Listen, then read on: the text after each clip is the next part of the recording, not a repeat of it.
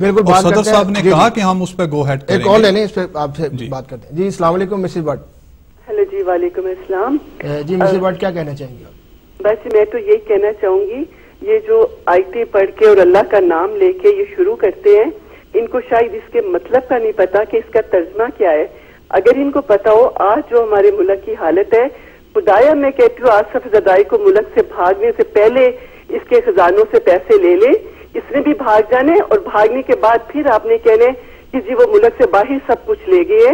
اب بھی یہ اپنے ملک میں ہمارے بڑے لوگوں کو چاہیے کہ ان سب کی جیبیں خالی کرے اور ان غریب لوگوں کو بچائے جو اتنی عوام ہماری سیلاب میں مر رہی ہے اور ان کے پاس کچھ بھی نہیں ہے. تو یہ انہوں نے بھاگنے ان قریب آپ دیکھیں گے کہ یہ ملک سے سب چور بھاگ جائیں گے اور پھر یہ ان کے بھاگنے کے بعد آپ مقدمے چلائیں گے جیسے کہ پہلے ہوتا رہا ہے. تو ان کو نہ جانے دیں. یہ آصف زدائی کو کہیں کہ اپنا بنگلہ یہاں سے جو سرے میں ہے وہ بیچ کے سیلاب والوں کو دے, ان کے لیے رہنے کی جگہ بنائیں.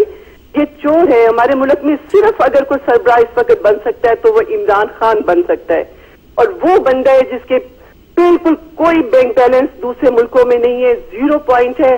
اور اس کے لیے میں تو سب اپنے بہن بھائی سے کہوں گی کہ اس کو ووٹ دے کے کامیاب کرے, لیکن پاکستان کو بچانا ہے. بہت شکریہ مسز بٹ, آپ نے جو بات کی آپ کا یہ موقف تھا. لیکن عمران خان صاحب جو ہے وہ امریکہ کو پسند نہیں ہے کہ چونکہ وہ اینٹی امریکن ان کی پالیسی ہے ان کی پارٹی کی, اور پارلیمنٹ سے باہر بھی ہیں, انہوں نے الیکشن بھی نہیں لڑا, الیکشن کا بائیکاٹ کیا.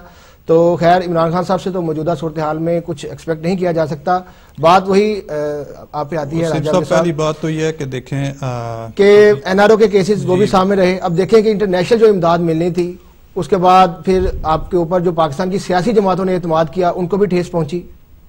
مسلم لیگ نون جیسے کہ آپ نے ذکر کیا کہ دونوں پرائم منسٹر ایک سابق نے ایک موجودہ نے ملاقات کی لیکن کوئی حل نہیں نکلا.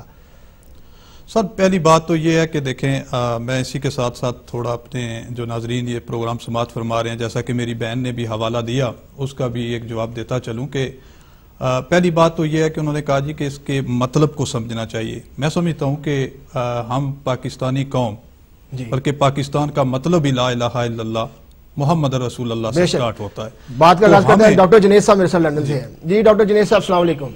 السلام علیکم وسیم بھائی, کیسے ہیں آپ؟ ٹھیک ٹھاک اللہ کا شکر. ڈاکٹر جنید صاحب کیا آج کے پروگرام میں آپ کو کچھ کہنا چاہیں گے؟ جی وسیم بھائی, میں ایک تو آپ ماشاءاللہ بہت اچھا ٹاپک لے کے آئے ہیں, بہت اچھا پروگرام ہے اور بہت اچھی بات ہے کہ آپ کا چینل ان دنوں اس موضوع پہ خصوصاً الطاف حسین صاحب کی بات کے حوالے سے بہت بات کر رہے ہیں. میں صرف یہ کہنا چاہوں گا جی کہ آپ کے سامنے پیپلز پارٹی کے لوگ بھی بیٹھے ہوئے ہیں. جو میری بہن نے آگے فون کیا بالکل میں اس کی 100% تائید کروں گا.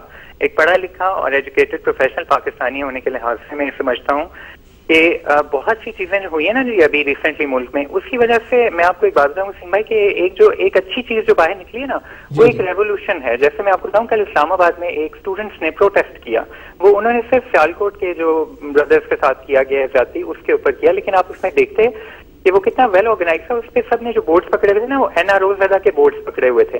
تو آپ یہ دیکھیے کہ چیزیں کیسے ایک سے دور کر کے دوسری یونائٹ ہو رہی ہے. اور جو یوٹیوب فیس بک جو ویب سائٹس تھیں خالی جن پر صرف الفاظ ہوتے تھے نا, وہاں پہ آج 50 ہزار لوگ ان کے تھرو جناب ہر جگہ پہ پروٹیسٹ ہو رہے ہیں, اکٹھے ہو رہے ہیں لوگ. اس میں میسج جو ہے نا سب سے زیادہ ہماری یوتھ ہے. تو سب سے جو ایک چیز پازیٹیو وہ یہ بھی ہے کہ ان تمام جماعتوں کی کرپشن کی وجہ سے, اور میں صرف الطاف حسین کو اس لیے ضرور کریڈٹ دینا چاہوں گا کہ ان کی اس بات کو کرنے سے, ٹھیک ہے ہم یہ نہیں کہتے کہ مارشل لا آ جائے, بے شک اس کی مخالفت کریں, لیکن ان کی بات کو کرنے سے جو ہر شخص اپنے دل میں بات کر رہا تھا نا وسیم بھائی, وہ باتیں اب عام ہونا شروع ہو گئی. ملک میں تبدیلی کا جو آغاز تھا وہ بحث کا آغاز ہوا. جی جی جی سوری, ملک میں تبدیلی کی جو بحث کا تھا وہ آغاز ہوا اس بیان کے بعد. اب تمام طبقے یہ سوچنے پر مجبور ہو چکے ہیں کہ پاکستان میں تبدیلی چاہیے. بالکل وسیم بھائی, بالکل میں آپ کو بتاؤں کہ اس میں تو کوئی دو رائے ہے ہی نہیں نا, کہ ہر کوئی انسان آپس میں یہ باتیں کر رہا تھا پاکستان میں بھی, یہاں پر بھی. میں تو ابھی افطار سے مسجد سے جب آئے ہوں تو مسجد میں ہر کوئی بیٹھ کے بات کر رہا تھا کہ جی واقعی یہ اس بات کی آپ اس بات کی جڑ میں دیکھیں تو یہ بات تو سچ ہے. جو کرپشن ہے وہ تو زبان زد عام ہے. ابھی آپ نے ریسنٹلی سنا ہوگا وسیم بھائی کہ 140 ملین جو کوئی ڈالرز یا پاؤنڈز کا آصف زرداری صاحب کا جو کوئی نئی جو انہوں نے اپنا کوئی گھر یا کوئی نیا شاتو یا کوئی پیلس خرید لیا ہوگا, آپ کے پیپلز پارٹی کے دوست شاید بہتر جانتے ہیں, ان لوگوں کو کافی پتہ ہوتا ہے.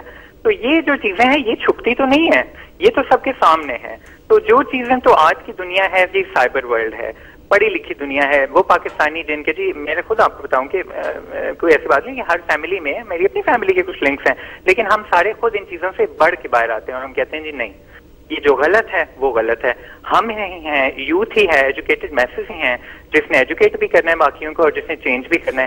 انشاءاللہ جی میں اپنی بہن کو بھی یہ یقین دلاؤں کہ سارا ایجوکیٹڈ جو یوتھ ہے نا پاکستان میں ہو, چاہے پاکستان سے باہر ہو, یہ وہی چینج لے کے آئے گا اور وہ ضرور آئے گا. بہت شکریہ ڈاکٹر دنیش صاحب, آپ نے ہمیں فون کیا اور اپنے خیالات کا اظہار کیا. امجد ملک صاحب, بات آپ نے کالرز کی بھی سنی, راجہ امجد صاحب نے بھی کہا کہ قوم بننا چاہیے, خالد صاحب نے کہا کہ پاکستان کی کریڈیبلٹی کا مسئلہ ہے, جو عالمی ممالک ہیں پاکستان کی چونکہ لیڈرشپ ایک ایسی ہے کہ ان کے اوپر اعتماد نہیں کیا جا رہا. پھر آپ کی جو دیکھیں کہ مسلم لیگ نون کے قائد گیلانی صاحب کی ملاقات ہوئی, فلڈ اتھارٹی کے قیام کی بات کی گئی. پھر آپ یہ بتائیں کہ پھر اس کے بعد کیسی مفاہمت رہ گئی, پھر مسلم لیگ نون پیپلز پارٹی کے ساتھ دیکھیں اگر تو سیاست کریں گے تو ظاہر ہے اپوزیشن جو ہے اس کے اوپر پوائنٹ سکور کرے گی. سیاست کو آپ اس میں سے علیحدہ رکھیں, یہ ہیومن ڈیزاسٹر ہے, 20 ملین لوگ کو چھوٹی تعداد نہیں ہے, یہ سارے پولیٹیکل کارڈ شارٹ بہا کے لے جائے گی. یہ اتنی بڑی تعداد ہے کہ کوئی پولیٹیکل ویو پوائنٹ سٹینڈ نہیں کر سکتا اگر ان کی حالت کے اوپر ہم نے رحم نہ کھایا, نمبر 1.